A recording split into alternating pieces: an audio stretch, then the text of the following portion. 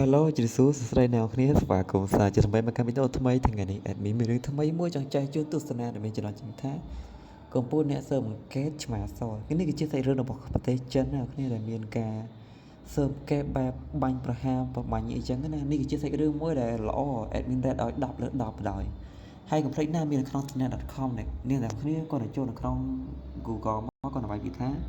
tina.com មានចេញជាទម្រង់ website របស់យើងគឺបែបនេះហើយអ្នកគ្នាក៏វាយឈ្មោះនេះចេះក៏បានដែរនេះក៏វាយតាម admin មកហើយម្យ៉ាងវិញទៀតអ្នកគ្នាអាចនេះទៅបានដែរក៏អ្នកបើសិនជាអ្នកគ្នាចង់មើលសាច់រឿងហ្នឹងអ្នកគ្នាអាចចូលនៅក្នុង link ដែល admin បានតម្លែកនៅក្នុងខាងក្រោមនេះអ្នកគ្នា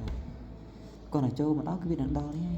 យើងអត់មានអីយូរផងបើសិនណាអូអប៉ែនេះធ្វើវីដេអូយូរដែរធ្វើរឿងវល់ចឹងអើយកុំខ្វល់នេះគឺជាសាច់រឿងដែលមានចង់ដាក់ដើម្បីឲ្យបងប្អូនគឺងាយស្រួលរកហើយកុំភ្លេចណាសាច់រឿងនេះគឺមាននៅក្នុង tina.com អត់មានរកនៅក្នុងកន្លែងផ្សេងគឺអត់មានទេអ្នកគ្នាសាច់រឿងនេះគឺមាននៅក្នុង tina.com តែមួយគត់អរគុណចាស់សម្រាប់ការទស្សនាជួបគ្នានៅក្នុងវីដេអូក្រោយបាយបាយ